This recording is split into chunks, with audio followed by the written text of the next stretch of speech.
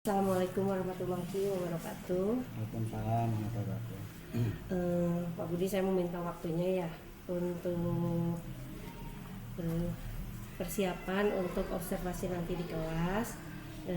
Ada beberapa pertanyaan yang akan saya tanyakan sebelum Bapak melaksanakan observasi tersebut. Yang pertama, apakah dalam supervisi sekarang ini yang disiapkan apa saja? Pertama mungkin adalah administrasi mengajar Bu ya. Iya. Pertama yaitu RPP-nya, yang kedua juga lembar kerja siswanya, dan juga mungkin itu adalah media pembelajaran yang kita siapkan. Itu mungkin yang dipersiapkan sebelum masuk ke ruangan kelas. Oke, siap. Terus apakah dari persiapan itu selain yang tadi Bapak persiapkan ya, apakah karakteristik dari peserta didik juga sudah Bapak ketahui? Nah, untuk peserta didik, alhamdulillah kami dari awal pembelajaran itu dari persiapan ya, sudah ada tes asesmen pedagogiknya. Makanya nanti kami insya Allah akan membagi anak itu ke dalam 3 kategori. Ada anak yang audiovisual pembelajarannya, yang visual, juga ada yang kinestika itu. Nah, seperti itu mungkin. Terus materi apa yang akan diambil dalam pembelajaran nanti pas kita observasi di kelas? Nah, kebetulan saya mengajar di kelas 6 Bu ya. Iya. Kami masih menggunakan tema.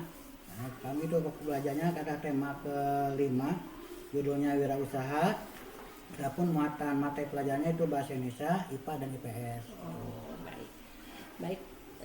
Mungkin cukup itu saja ya Pak yang saya informasikan untuk observasi ini. Mudah-mudahan nanti pas pelaksanaan observasi kita di kelas, Bapak dapat melaksanakan pembelajaran tersebut dengan baik. Terima kasih. Sama-sama Ibu, terima kasih juga saya udah diobservasi dulu. Assalamualaikum.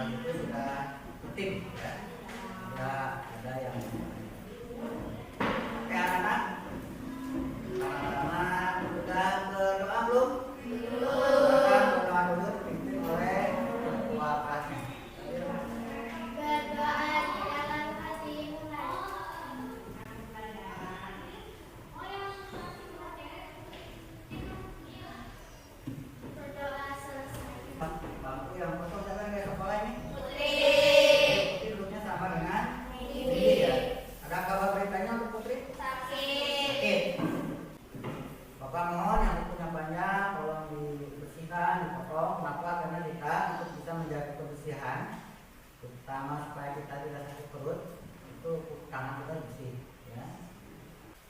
Silakan semuanya dibuka buku temanya.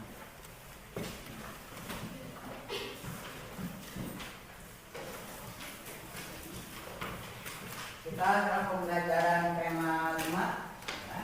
Judulnya apa tema 5 ini? Ya, wirausaha.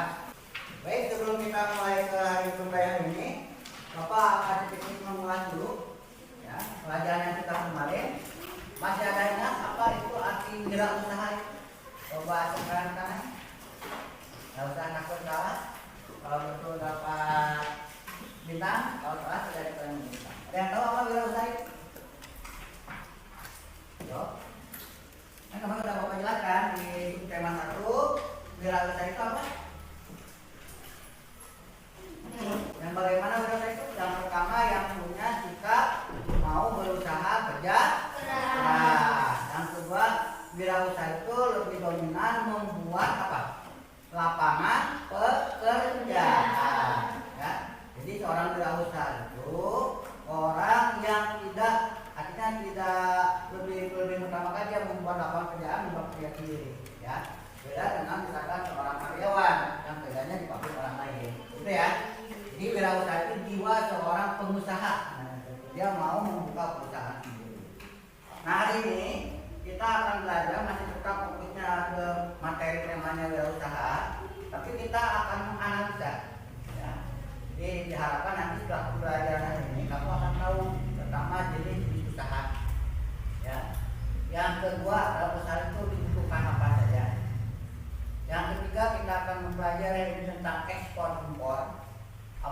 bedanya ekspor, apa bedanya impor. Yang terakhir kita juga akan membahas tentang benda-benda magnetis. Ya, benda-benda yang bisa ditarik oleh magnet. Insya Allah nanti kita akan mengadakan percobaan, ya, menganalisa benda-benda yang bisa ditarik, ditolak atau nempel ke magnet. Ya, jadi kita ada berapa? Ada 3 ya. Pertama, mengetahui tentang jenis-jenis usaha. Yang kedua tentang ekspor impor. Yang ketiga tentang benda magnetis. Wah, fokus pembelajaran ini ya. Baik, anak-anakku coba perhatikan dulu, Bapak punya sebuah gambar. Tapi ini gambar ini sebenarnya ada di buku tema. Ya, silakan buku temanya dibuka juga. Halaman 69. Sekarang akan mencoba menganalisa, mengamati jenis-jenis usaha yang ada di lingkungan sekitar kita. Coba lihat di buku atau lihat ke halaman depan. Ini ada 3 jenis usaha ya. Coba ini gambar usaha apa ini? Fotokopi. Tahu fotokopi? Pernah kamu menggunakan jasa fotokopi ini? Pernah. Iya. Mungkin kamu suka fotokopi, membeli kertas juga. Yang kedua ini gambar usaha apa ini? Pangkas rambut. Pernah ada yang pergi ke pangkas rambut? Sering ya, Bapak yakin baik laki-laki maupun perempuan pasti pernah ke pangkas rambut. Terutama laki-laki. Buat saya bisa perlahan ya. Yang terakhir ini apa kira-kira ini? Bengkel ya. Ini bengkel apa? Nah, bengkel maka apa kendaraan. Oh, ya, tapi sini yang dilihatkan kendaraannya beroda berapa ini? 2 ya. Karena memang bengkel itu ada spesialisasinya. Ada bengkel untuk kendaraan beroda 2, ada juga bengkel untuk kendaraan beroda apa lagi? Kita menanyakan dulu. Boleh diskusikan dengan namanya. Kira-kira apa yang ingin kamu ketahui tentang usaha fotokopi ini? Ayo, silakan bertanya, Mbak. Misalkan, Pak, fotokopi ada apa saja? Kan gitu bertanya. Misalkan kamu nih rencana mau membuat atau mau membuka usaha fotokopi, kamu belum tahu nih, nanti tanya kan? Nah, kira-kira apa yang ingin kamu ketahui tentang usaha fotokopi ini? Ada yang tanyakan juga? Silakan. Ada yang ingin ditanyakan? Atau yang sekarang yang pangkas rambut? Ada yang tanyakan kira-kira tentang pangkas rambut ini? Nih, sekarang bagian kamu, boleh kamu berdiskusi 2 orang atau dengan teman sebangku, silakan dikerjakan soal ini nih. Ya. Nah, diskusikan dengan teman kamu ya. Pertama, pertanyaannya adalah sebutkan usaha-usaha lain yang kamu temukan di rumah kamu atau di sekitar kamu. Silakan kamu tuliskan, diskusikan, Mama kasih waktu nanti ya 5 menit. Pertama itu soalnya. Yang kedua, apa manfaat yang kamu peroleh dari usaha tersebut? Misalkan ini, kalau di dekat rumah kamu nih ada warung, pasti manfaatnya bagi kamu apa? Oh ya. Atau misalkan di dekat rumah kamu ada pangkas rambut, manfaatnya itu ya. Terus sampai ke nomor, nah ini ya. Jelaskan sumber daya. Sumber daya itu ini. Tadi kan kita ada 3 gambar ya. Gambar apa saja tadi? Fotokopi, pangkas rambut. Nah, kalau fotokopi sumber dayanya, barang-barangnya apa saja yang dibutuhkan ketika mau kita membuka fotokopi. Nah, apa saja kira-kira? Kertasnya, alat fotokopinya, tintanya, ada fisiknya dan banyak tulisan. Paham ya? Nah, begitu juga dengan pangkas rambut. Kira-kira kalau kamu mau buka usaha pangkas rambut, apa saja yang dibutuhkan? Guntingnya, apalagi sisirnya, bukan ya? Paham ya? Terakhir dengan tadi bengkel. Kalau kamu mau rencana buka bengkel motor, kira-kira dibutuhkan untuk bengkel motor itu apa saja? Alat dibutuhkannya apa saja? Paham ya? Oke. Satu lagi yaitu ini.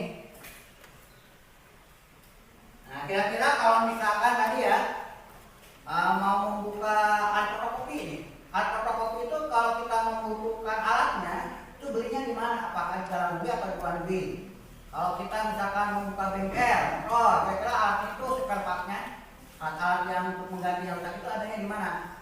hasil di Indonesia atau hasil dari beli dari luar negeri. Nah silakan Bapak kasih waktu 5 menit atau 10 menit lah ya untuk mengerjakan soal-soal yang ini dulu. Silakan dikerjakan. Silakan dari kelompoknya perempuan datang aja. Ambil ya, silakan dia di depan. Yang keras orangnya ya. Dibacakan saja hasilnya saja, kekuatan kamu sampai mana. Pertanyaan dibacakan, lalu jawabannya bagaimana. Silakan dia. Nomor 1, amati gambar dan tulisan hal yang ingin kamu ketahui lebih lanjut tentang kegiatan wirausaha pada gambar di atas dalam bentuk pertanyaan. 1. Apakah kamu ingin mencetak formulir atau foto? Mengapa dan ini cukup lanjutnya? Apa yang kamu pelajari dari kegiatan membengkel? 2. Diskusikan pertanyaan yang telah kamu tulis dengan salah seorang teman. Saya dan teman saya sangat menyukai kegiatan wirausaha pada gambar di atas.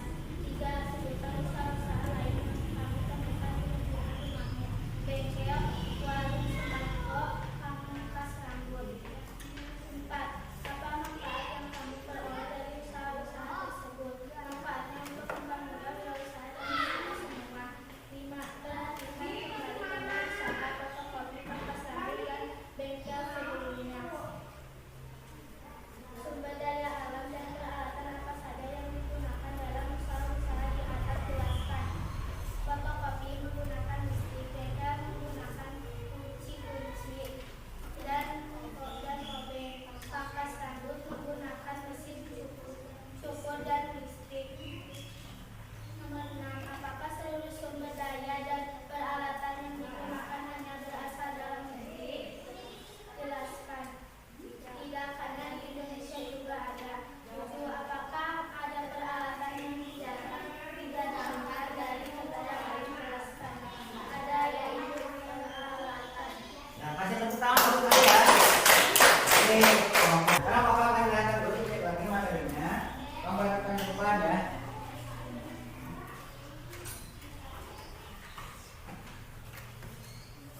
Nanti banyak ada tulisan.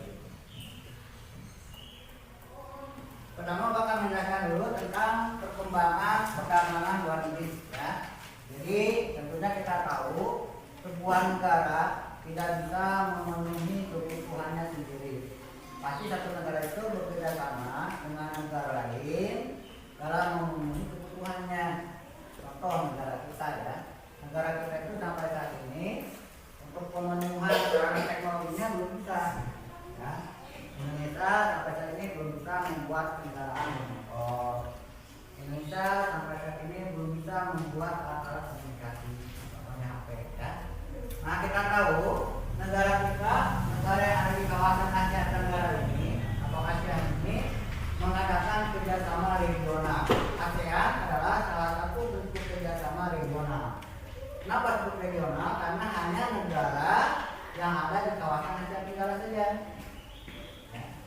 Negara Jepang itu adanya di Asia Timur, India, Asia Barat. Jepang dan India tidak bisa masuk ke ASEAN ini. Karena ASEAN ini khusus hanya negara-negara di Asia Tenggara. Ini mana itu ya. Nah kita dengan 10 negara Asia Tenggara atau ASEAN ini kita udah baca kalau di Asia Tenggara itu ada berapa negara semuanya? Semuanya. Tapi yang masuk ke organisasi ASEAN ini ada 10. Karena ada satu negara yang belum masuk. Itu negara mana? Timor Leste. Nah kita mengadakan kerjasama baik itu dalam bidang perdagangan, ekonomi, dalam bidang keamanan, dalam bidang sosial budaya, dan satu lagi sekarang yaitu dalam bidang pencegahan narkoba. Ya. Jadi kita banyak sekali mengadakan kerjasama dengan 10 negara ini, 10 negara di ASEAN ini. Karena tadi alasannya negara kita tidak bisa memenuhi kebutuhannya sendiri. Ya.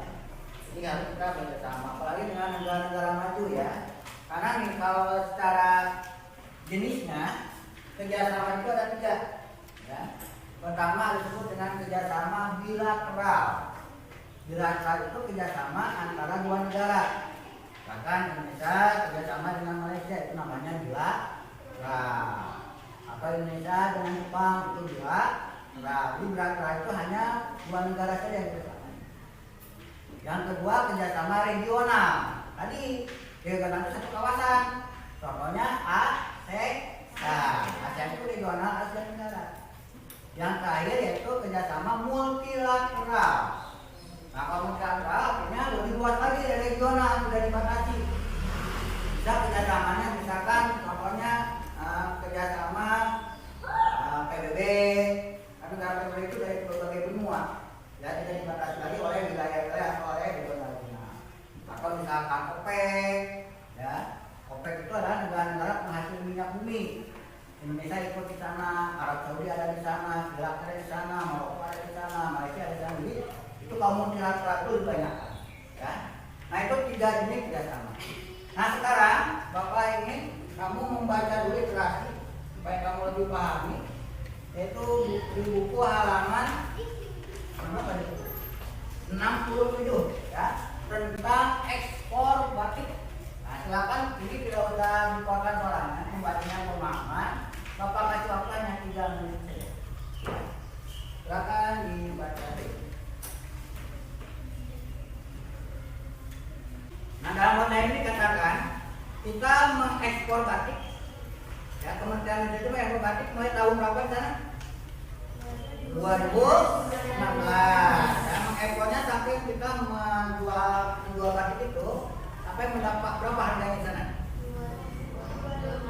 22,7 triliun.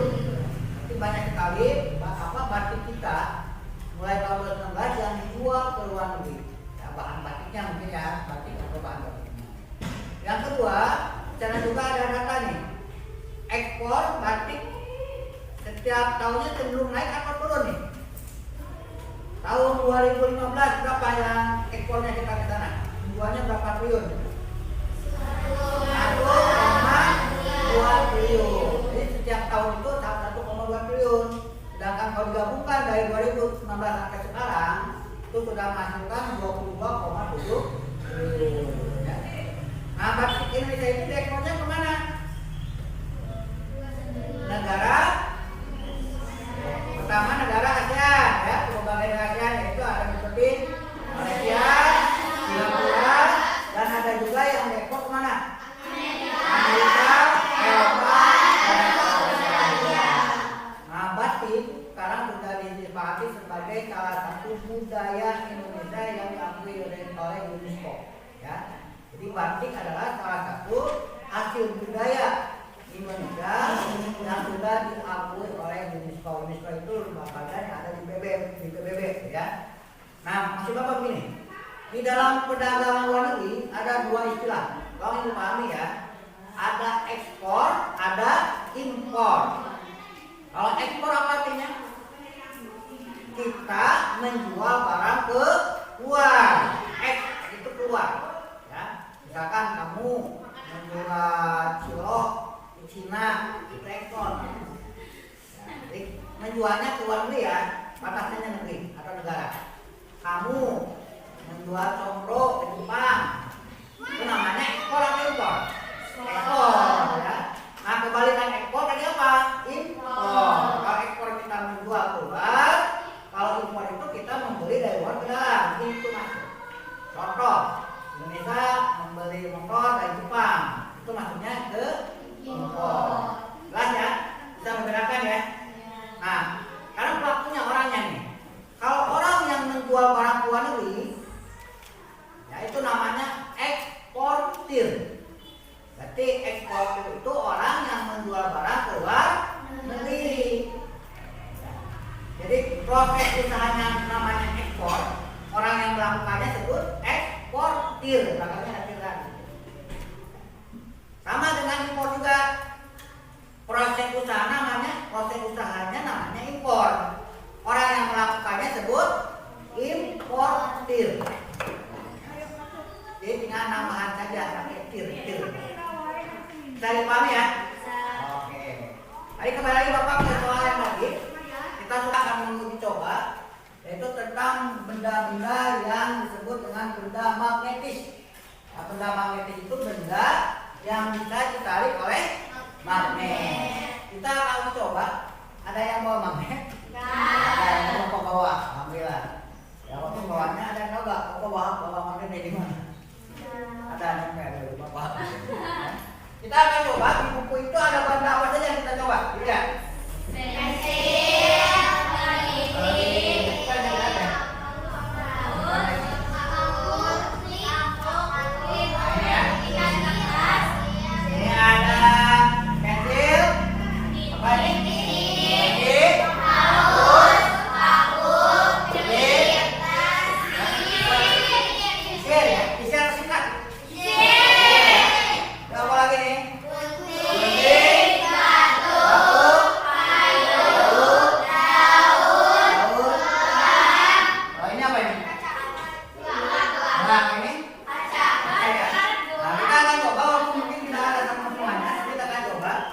Nanti kamu tinggal mengisi hasil uji cobanya di lembar kerja ya. Bapak kasihkan, ini gampang, tinggal kamu cek saja mana yang. Tapi ini kalau sedikit, jadi bapak hanya kasih satu kelompok satu saja ya. Kelompoknya kan berlaku.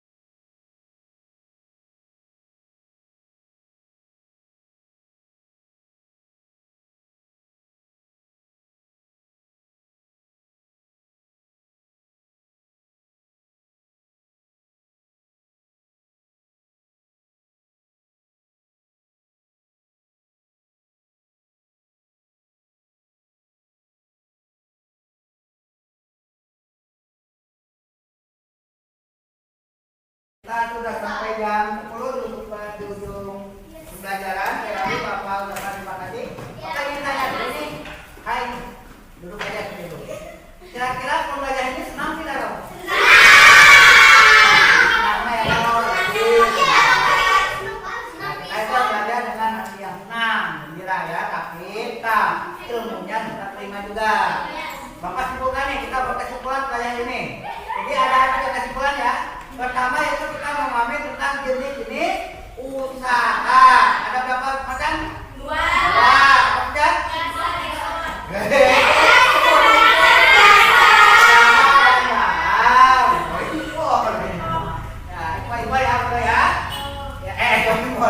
Jasa kan?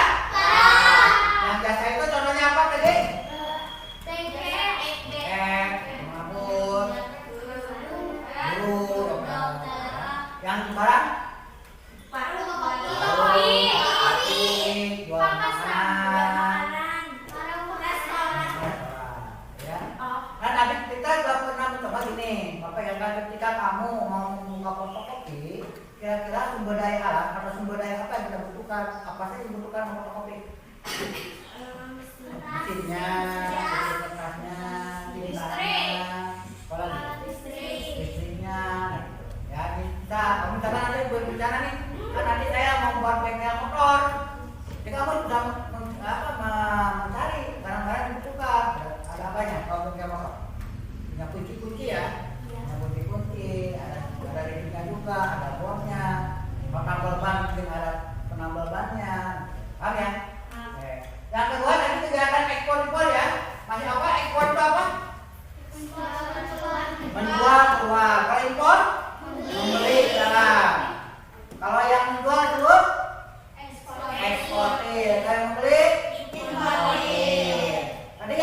banyak dijual, Indonesia itu luar itu banyak dijualnya apa?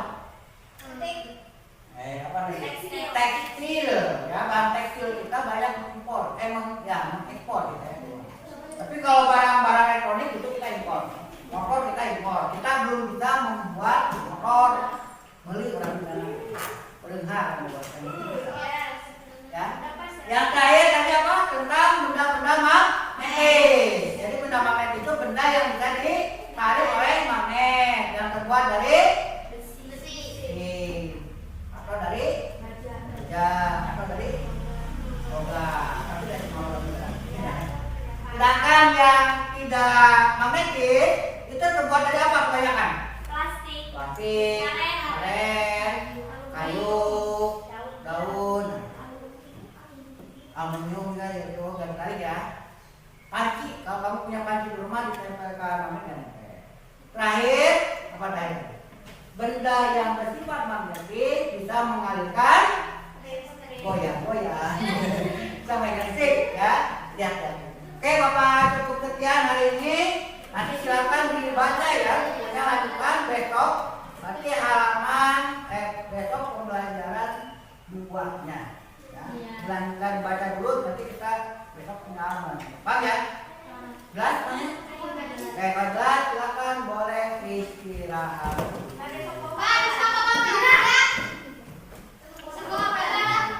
Nanti Bapak cek dulu.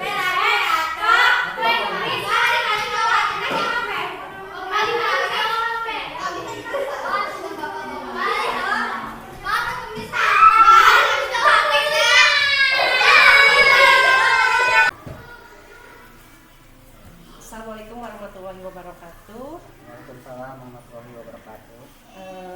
Setelah tadi saya melihat hasil dari observasi di kelas ya yang Pak Budi laksanakan tentang pembelajaran tadi, saya ada sedikit pertanyaan nih. Menurut Bapak bagaimana pembelajaran yang tadi dilakukan itu Pak? Ya, terima kasih Ibu. Yang pertama tadi memang saya sudah melakukan pembelajaran, saya mencoba ya berdasarkan FFP yang sudah dibuat. Kemudian tadi saya merasa memang ada beberapa langkah-langkah yang terlewat tadi. Ada langkah-langkah yang kurang terlewat. Yang kedua mungkin tadi saya ketika menjelaskan ke anak terlalu cepat yang saya rasakan. Jadi anak masih banyak yang bertanya, kurang memahami materi yang saya jelaskan. Itu mungkin koreksi yang saya rasakan. Baik. Selain itu dampaknya bagi peserta didik itu sendiri apa dari pembelajaran tadi? Tadi kan kebetulan saya membahas tentang magnet ya Bu ya. Iya. Saya harapkan dampaknya nanti ke siswa, pembelajaran bermaknanya siswa dapat mengetahui sifat-sifat magnet, bentuk-bentuk magnet, juga penggunaan magnet dan kehidupan sehari-hari. Mungkin itu yang diharapkan, penerapan pembelajaran kepada siswa itu seperti itu. Terima kasih Pak Budi atas waktunya. Mungkin hasil dari observasi tadi di kelas yang saya lihat sudah sangat baik.